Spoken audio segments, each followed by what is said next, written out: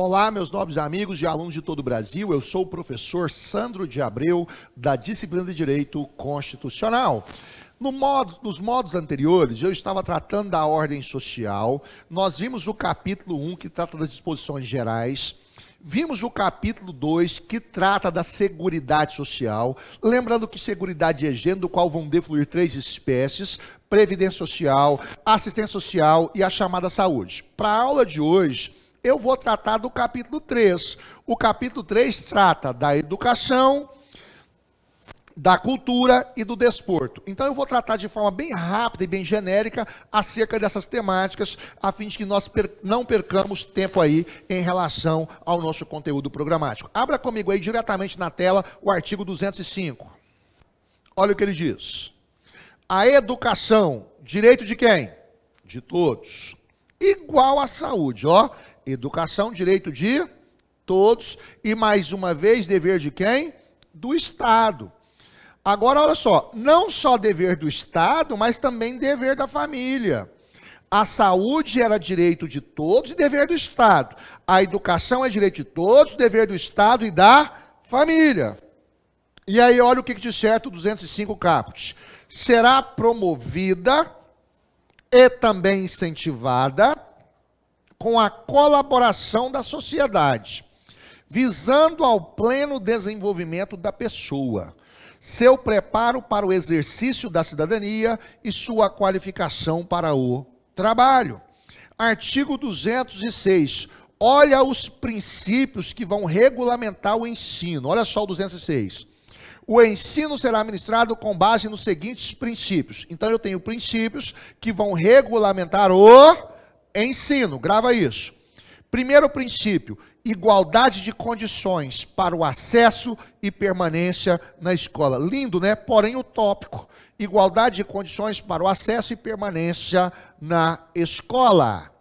Inciso segundo: liberdade de aprender, de ensinar, de pesquisar e divulgar o pensamento, a arte e também o saber.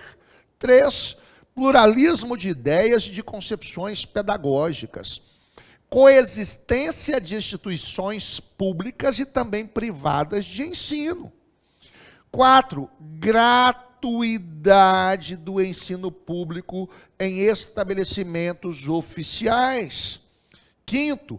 Valorização, olha que utópico, valorização dos profissionais da educação escolar, garantidos na forma da lei, planos de carreira, com ingresso exclusivamente por concurso público de provas e títulos, aos das redes públicas. É quase que utópico, mas é lindo, eu vou ler de novo, ó.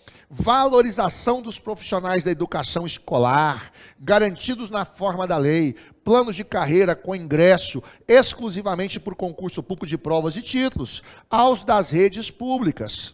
6. Gestão democrática do ensino público na forma da lei. 7. Outra utopia, garantia de padrão de qualidade para o ensino, gente. Olha o 8.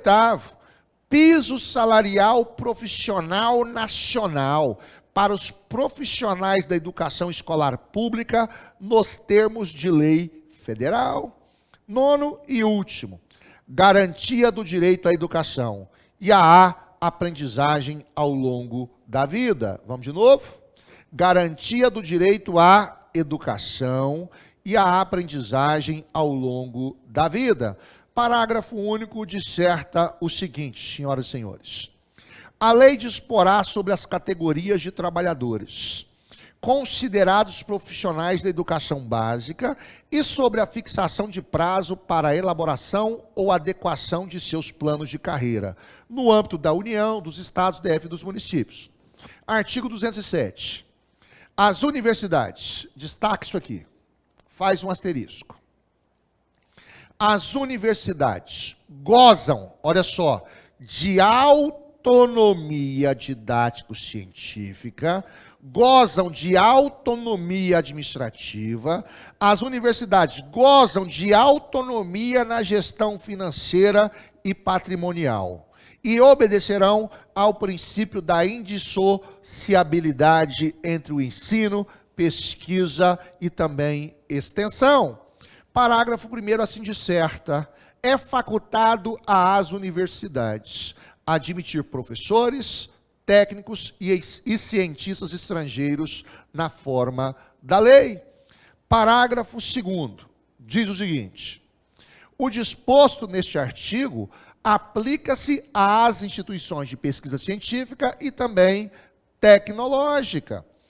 Artigo 208 diz o seguinte: o dever do Estado com a educação será definido ou será efetivado mediante a garantia de educação básica obrigatória e gratuita dos 4 aos 17 anos de idade, assegurada inclusive sua oferta gratuita para todos os que a ela não tiverem acesso na idade própria. Inciso 7º, progressiva universalização do ensino médio gratuito. 6º, atendimento educacional especializado aos portadores de deficiência, preferencialmente na rede regular de ensino. Destaca aí o inciso 3º, bom para cair na tua prova. Atendimento educacional especializado aos portadores de deficiência, preferencialmente na rede regular de ensino. 5º, educação infantil em creche, pré-escola, às crianças até 5 anos de idade. Perdão, eu li o 4º, agora vamos para o 5º. O acesso aos níveis mais elevados do ensino, da pesquisa e da criação artística, segundo a capacidade de cada um. 6º, oferta de ensino noturno regular, adequado às condições do educando. 7º e último diz: atendimento ao educando em todas as etapas da educação básica, por meio de programas suplementares, de material didático escolar, transporte, alimentação e assistência à saúde. O parágrafo 1º eu vou destacar. Ele diz: o acesso ao ensino obrigatório é gratuito e é direito público subjetivo. Parágrafo 2º, o não oferecimento do ensino obrigatório pelo poder público ou sua oferta irregular importa em responsabilidade da autoridade competente. Parágrafo 3º, compete ao poder público recensear os educandos no ensino fundamental, fazer-lhes a chamada e zelar junto aos pais ou responsáveis pela frequência à escola. Até agora, tranquilos? Artigo 209. O ensino é livre à iniciativa privada, atendida as seguintes condições: cumprimento das normas gerais da educação nacional para o ensino das redes privadas e a autorização e avaliação de qualidade pelo poder o quê? Público. Tranquilos, alunos? Vamos mais. Abra comigo aí agora, todos vocês, o artigo 212, caput. Vou ler só o caput, que é o que me interessa. A União aplicará quando? Anualmente. Olha o que ele diz: nunca menos de 18, e os estados, o DF e os municípios, menos de 25%, no mínimo, da receita resultante de impostos, compreendida proveniente das transferências ou de transferências, na manutenção e desenvolvimento do ensino. Alunos, vá comigo agora para o parágrafo 5º. Vou destacar aqui. A educação básica pública terá como fonte adicional de financiamento a contribuição social do salário educação recolhida pelas empresas na forma da lei. Alunos, vá comigo agora, todos vocês,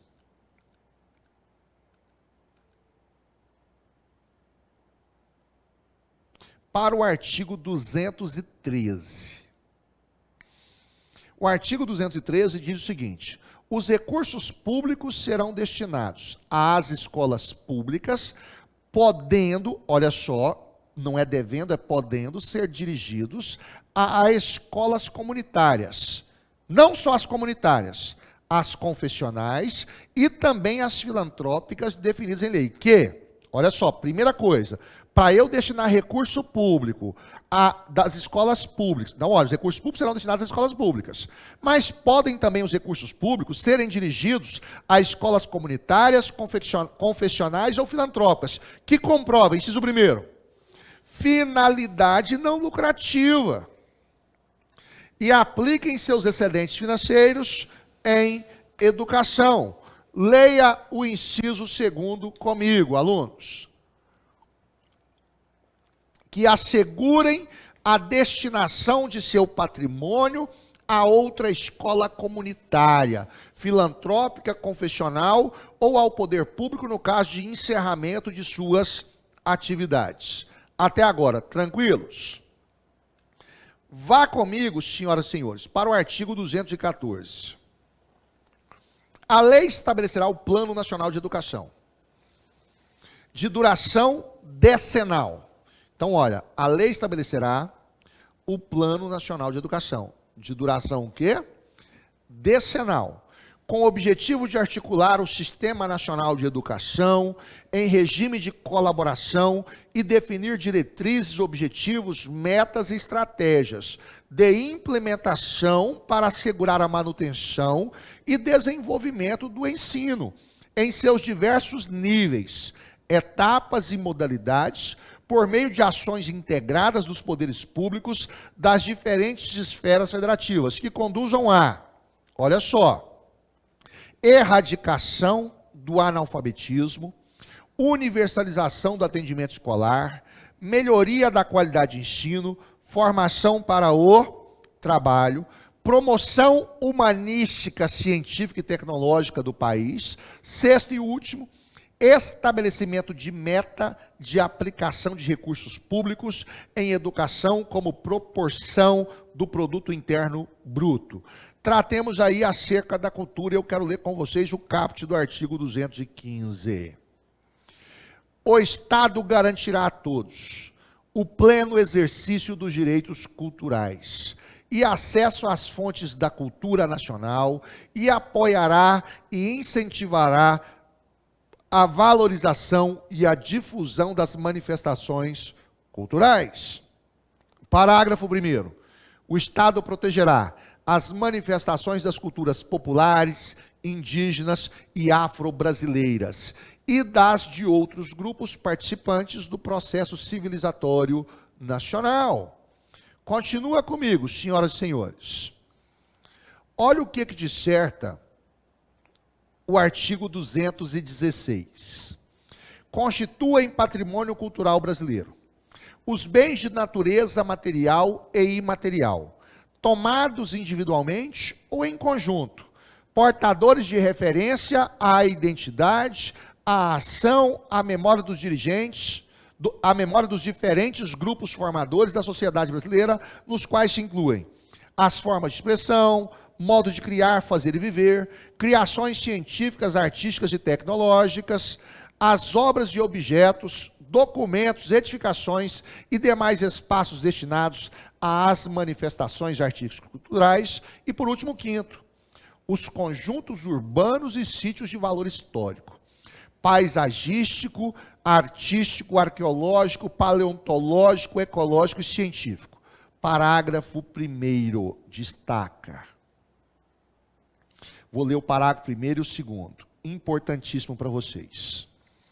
O poder público, com a colaboração da comunidade, promoverá e protegerá o patrimônio cultural brasileiro, por meio de inventários, registros, vigilância, tombamento, desapropriação e de outras formas de acautelamento e preservação. Vou mais. Cabem à administração pública, na forma da lei, a gestão da documentação governamental e as providências para franquear sua consulta a quantos dela necessitem.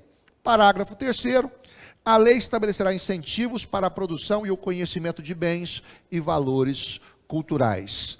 Parágrafo 5º faz um destaque nele aí, muito cobrado na tua prova.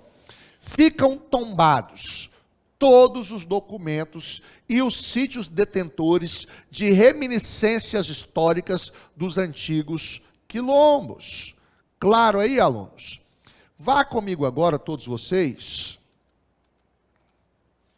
para o artigo 217, que trata acerca do desporto. Olha o que diz o artigo 217. É dever do Estado fomentar práticas desportivas formais e não formais, como direito de cada um observados. Ele diz, autonomia das entidades desportivas, dirigentes e associações quanto à sua organização e funcionamento. 2. A destinação de recursos públicos para a promoção prioritária do desporto educacional, em casos específicos para o desporto de alto rendimento. 3. Tratamento diferenciado para o desporto profissional e não profissional. 4. Proteção e o incentivo às manifestações desportivas de criação nacional. Você vai destacar o parágrafo primeiro. Eu vou passar, inclusive, um marca-texto aqui para vocês. Eu vou destacar e, na sequência, eu faço a leitura com vocês. Olha o que ele diz. O Poder Judiciário vou pôr de vermelhinho, o Poder Judiciário só admitirá ações relativas à disciplina e às competições desportivas, olha só, após esgotarem-se as instâncias da justiça desportiva regulada em lei. Volta a tela para mim, olha nos meus olhos. Esse parágrafo primeiro tem caído constantemente nas suas provas. Ah, professor, matérias que envolvam competições desportivas, ela pode ser admitida, o litígio pode ser admitido no Poder Judiciário? Sim, pode. Mas primeiro eu tenho que exaurir a via administrativa, que é a justiça desportiva. Só após esgotarem-se as instâncias da justiça desportiva é que eu posso ajuizar a demanda no Poder o quê? Judiciário. Ou seja, a judicialização da demanda desportiva depende do exaurimento na via administrativa. Claro aí, alunos? É o que disserta o parágrafo primeiro. Agora, olha o parágrafo segundo. Está na tela. A justiça desportiva terá o máximo de 60 dias, contados da instauração do processo, para proferir decisão final. Parágrafo 3º. O poder público incentivará o lazer como forma de promoção social. Lembrando que lazer é direito o quê? Social. Por isso, como forma de promoção o quê? Social. Olha o capítulo 4. Ciência, tecnologia e inovação. Diz assim o artigo 218. O Estado promoverá e incentivará o desenvolvimento científico, a pesquisa, a capacitação científica e tecnológica e também a inovação. Parágrafo 1º. A pesquisa científica básica e tecnológica receberá tratamento prioritário do Estado, tendo em vista o bem público e o progresso da ciência, tecnologia e também o quê? Inovação. Claro aí, alunos? Migra comigo agora para o artigo 219, caput, e também parágrafo único. O mercado interno integra o patrimônio nacional e será incentivado de modo a viabilizar o desenvolvimento cultural e socioeconômico, o bem-estar da população e a autonomia tecnológica do país nos termos da lei federal. Parágrafo único. O Estado estimulará a formação e o fortalecimento da inovação nas empresas, bem como nos demais entes públicos ou privados, a constituição e manutenção de parques e polos tecnológicos e de demais ambientes promotores da inovação, a atuação dos inventores independentes e a criação, absorção, difusão e transferência de tecnologia. Alunos, migra comigo agora para o artigo 220. Eu vou destacar o artigo 220 caput e vou destacar, alunos, o parágrafo 1º e o parágrafo 2º. Lindo, lindo, lindo. Olha só. A manifestação do pensamento, a criação, a expressão e a informação sob qualquer forma, processo ou veículo, não sofrerão qualquer restrição, observado o disposto nesta Constituição. Claro aí, alunos? Olha o parágrafo primeiro. Nenhuma lei conterá dispositivo que possa constituir embaraço à plena liberdade de informação jornalística em qualquer veículo de comunicação social. E aí ele manda observar o artigo 5º, inciso 4º, 5º, 10º, 13º e o 14º. Agora olha o parágrafo 2º. É proibida toda e qualquer censura de natureza política, ideológica e também o quê? Artística. Vá comigo agora, alunos, para o que disserta o artigo 222, caput. Diz o seguinte: a propriedade de empresa jornalística e também de radiodifusão sonora e também de sons e imagens é privativa de quem? De brasileiros natos ou naturalizados há mais de 10 anos, ou de pessoas jurídicas constituídas sobre as leis brasileiras e que tenham sede onde? No país. Claro aí, alunos? Vá comigo, senhoras e senhores, para o artigo 223. Diz o seguinte: compete ao Poder Executivo. Então, eu estou aqui tratando de uma competência do Poder o quê? Executivo. Outorgar e renovar concessão, permissão e autorização para o serviço de radiodifusão sonora e de sons e também imagens, observado o princípio da complementaridade dos sistemas privado, público e também estatal. Claro aí, alunos? Olha o que diz o parágrafo 2º. A não renovação da concessão ou permissão, então de novo, a não renovação da concessão ou permissão dependerá de aprovação de, no mínimo, 2/5 do Congresso Nacional em votação nominal. Olha o parágrafo 3º, diz o seguinte: o ato de outorga ou renovação somente produzirá efeitos legais após a deliberação do Congresso Nacional, na forma dos parágrafos anteriores. Parágrafo 4º diz o seguinte: o cancelamento da concessão ou permissão antes de vencido o prazo destaca de decisão judicial. Parágrafo 5º diz o seguinte, senhoras e senhores: o prazo da concessão ou permissão será de 10 anos para as emissoras de rádio e de 15 anos para televisão. Destaque isso aí, de novo, parágrafo 5º.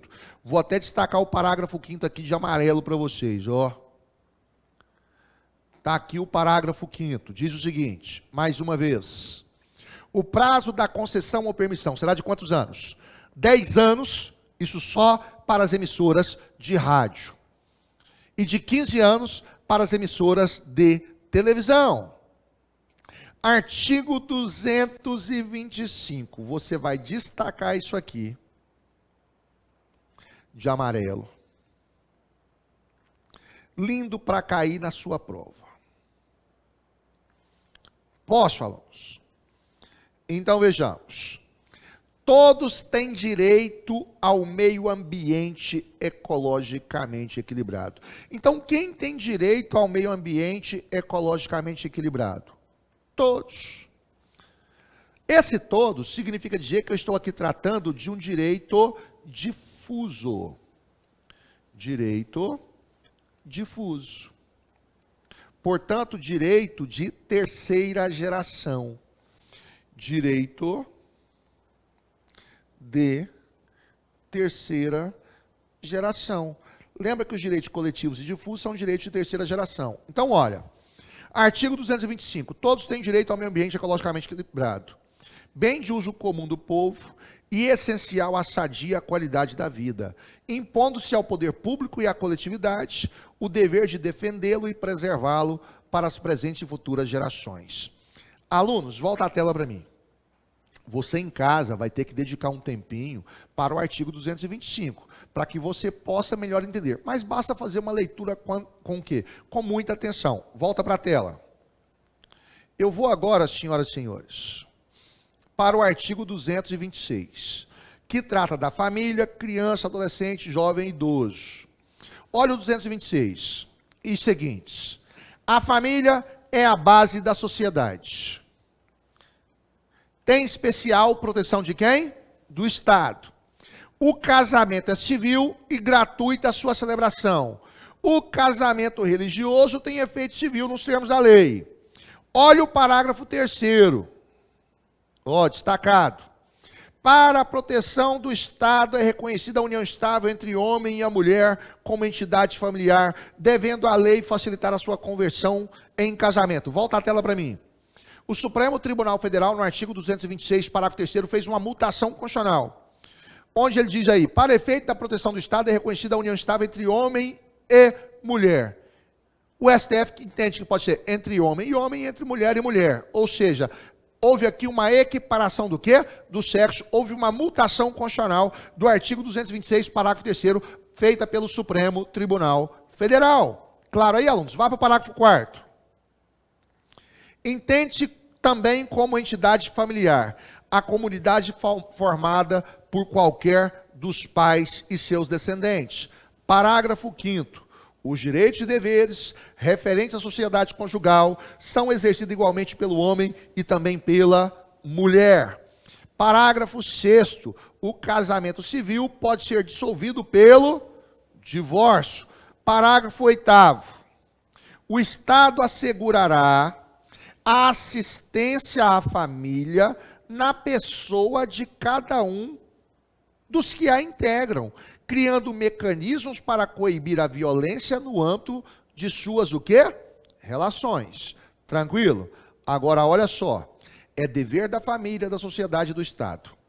Assegurar a quem? Assegurar à criança, ao adolescente, ao jovem, com absoluta prioridade, o direito à vida, o direito à saúde, à alimentação, à educação, ao lazer, profissionalização, cultura, dignidade, ao respeito, à liberdade, à convivência familiar e também comunitária. Além de colocá-los a salvo de toda forma de negligência, discriminação, exploração, violência, crueldade e também o quê? Opressão. Tranquilo, alunos? Migra comigo agora, todos vocês, para o artigo 229. Os pais têm o dever de assistir, criar e educar os filhos menores e os filhos maiores. Então, de novo, os pais têm o dever de assistir, criar e educar filhos o quê? Menores. Já os filhos maiores têm o dever de ajudar e amparar os pais na velhice, na carência e também na enfermidade. Então, olha, filhos maiores têm dever de ajudar e amparar os pais na velhice, carência ou enfermidade. Artigo 230 diz: a família, a sociedade e o Estado. A família, a sociedade e o Estado têm o dever de amparar as pessoas idosas, assegurando sua participação na comunidade, defendendo sua dignidade e bem-estar e garantindo-lhes o direito à vida. Parágrafo 1º. Os programas de amparo aos idosos serão executados preferencialmente em seus lares. Preferencialmente em seus lares. Parágrafo 2º.